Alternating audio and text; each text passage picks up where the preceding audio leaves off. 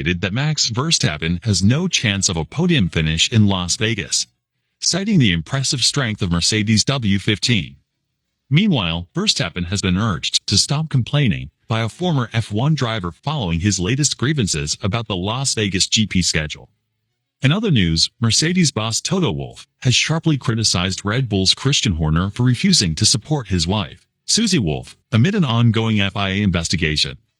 Welcome to F1 Real Time. Don't forget to subscribe and press the bell icon for more updates. Max Verstappen's quest to seal his fourth consecutive Formula One World Championship in style at the Las Vegas Grand Prix faces significant obstacles, with Red Bull advisor Helmut Marko declaring there is no chance at all for the Dutchman to finish on the podium based on Thursday's practice sessions. The newly crowned champion-elect arrived in Nevada with a commanding 62-point lead over McLaren's Lando Norris, poised to clinch the title outright if he finishes ahead of the young Briton. However, Red Bull struggles with their RB20 chassis on the high-speed straights, and frigid conditions of the Las Vegas street circuit left them trailing their competitors. Thursday night's practice sessions painted a grim picture for Red Bull. Verstappen could only manage fifth in FP1 and plummeted to a shocking 17th in FP2. Mercedes emerged as the dominant force, with Lewis Hamilton topping both sessions and Norris coming tantalizingly close, just 0.011 seconds behind the seven-time world champion in the second session. The primary issue for Red Bull appeared to be their straight-line speed. Analysis revealed that the RB20 is losing up to 0.6 of a second to its rivals on the straights, attributed to a rear-wing design generating too much drag. Compounding matters, Red Bull lacks an alternative wing configuration for the weekend, leaving them unable to adapt. Verstappen expressed frustration, stating, "We've struggled a lot with making the tires work over one lap, especially tonight. It's like driving on ice at the moment." Helmut Marko didn't sugarcoat Red Bull's chances in Las Vegas, admitting that the team's current performance leaves little hope for a strong result. "With our performance today, we have no chance at all of second place, let alone first place." While Verstappen edges closer to the Drivers' Championship, Red Bull's position in the Constructors' standings is precarious. The team sits third, 49 points behind McLaren, with Sergio Perez enduring a dismal run of form, failing to secure a podium finish since April. Marko acknowledged the Constructors' title is likely out of reach, but stressed the importance of securing Verstappen's individual accolade. "If you compare Max's points to Perez's, you understand where we are lacking. Once Max's championship is wrapped up, it will make it easier to accept missing out on the Constructors' title." For Mercedes, Thursday's results marked a rare high point in a challenging 2024 campaign. The W15 excelled under the low grip, cold conditions that have historically suited the car.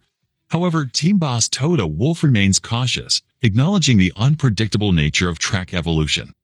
"We've seen this before. We're strong when the track is dirty and conditions are cold. As the grip improves, our advantage can disappear. But tonight was a solid start, and I hope we can maintain our competitiveness." Wolff noted that the circuit's characteristics, with a mix of high-speed straights and traction-limited slow corners, play to the W15's strengths. "Spa and Silverstone were cold, and we performed well there. This track suits us for now, but let's see how it evolves." Lando Norris, a constant thorn in Red Bull's side this season, continued to showcase McLaren's resurgence. The British driver's close second-place finish in FP2 highlighted the MCL60's competitiveness, especially in conditions where Red Bull falters. As the weekend progresses, all eyes will be on whether McLaren can capitalize on Red Bull's struggles and further tighten their grip on the Constructors' Championship battle. While the Las Vegas Grand Prix promised glitz and glamour, Red Bull's icy reception on Thursday suggests the race could bring more drama than anticipated. Verstappen's march toward another title might be delayed, and Mercedes, along with McLaren, appear ready to seize the opportunity. As Marko put it, "Let's wait and see how things evolve tomorrow. The more grip there is, the order might change again." For now, however, Red Bull is firmly on the back foot in Sin City. Meanwhile, as Formula One gears up for the Las Vegas Grand Prix, the spotlight is not only on the track but also on Max Verstappen's outspoken comments about the season's grueling schedule. With the Dutchman on the cusp of securing his fourth consecutive world championship, his remarks about the logistical challenges have sparked controversy, drawing a sharp rebuke from former F1 driver Guido van der Garde. The Las Vegas Grand Prix marks the beginning of F1's triple-header finale, with Qatar and Abu Dhabi rounding out the season. While Verstappen holds a commanding 62-point lead over Lando Norris and could clinch the title in Nevada, he has criticized the scheduling, citing concerns about driver health. The problem for me is mainly the time difference between Vegas and Qatar. If we do triple headers, we have to make sure that they are a bit closer together. That would make more sense to me. At the end of the season, you are simply tired and you can easily catch a flu. The long flight does not help with that. The 11-hour time difference between Las Vegas and Qatar has raised logistical challenges for teams and drivers alike, but Verstappen's focus on the personal toll has not resonated with everyone. Former Caterham F1 driver Guido van der Garde was quick to dismiss Verstappen's concerns, suggesting that the mechanics and team staff bear the brunt of the logistical strain. "It doesn't matter," van der Garde said. "If you're immediately world champion, you're not interested. You're going to sleep for 18 hours on the plane. Come on, man. You can just whine about it. It's so cool to race in Las Vegas. It's more a tough one for the mechanics, who really go into the last weekend with bags under their eyes." Van der Garde's remarks reflect a sentiment shared by some within the F1 community. While drivers face significant pressure, the unsung heroes working behind the scenes often endure even greater hardships during such demanding schedules. Despite the off-track debate, Verstappen remains laser-focused on the task at hand. A 60-point lead after Sunday's race would see him crowned a four-time world champion, but recent performances have tempered his confidence. Asked how assured he feels about securing the title in Las Vegas, Verstappen was pragmatic. "At the moment, it's difficult to tell, because if you look at the last few races in the dry, we didn't have the pace. So it's not that because we won in the rain in Brazil, suddenly everything is fixed and everything is looking great. Of course, it gave me a good position in the championship. But I also have to be realistic that, we're still not the quickest. But yeah, I hope that we can be competitive here." The Las Vegas Grand Prix, making its much-anticipated debut, promises a spectacle like no other with its dazzling backdrop and unique challenges. Yet the compressed schedule has added layers of complexity, with teams scrambling to adapt to the time zones and prepare for Qatar's vastly different conditions immediately after.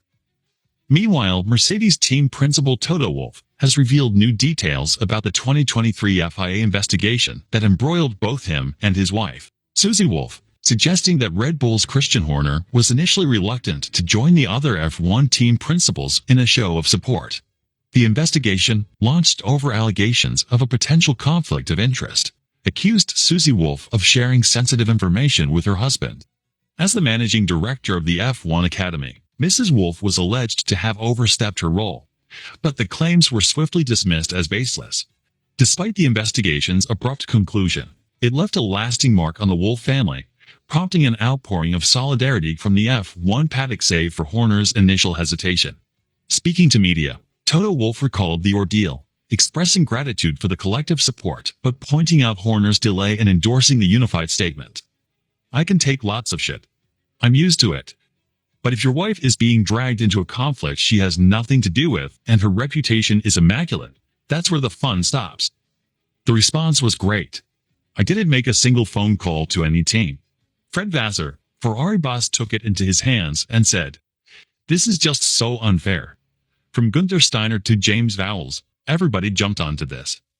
They were all ready, but for Christian, to sign a document in our support.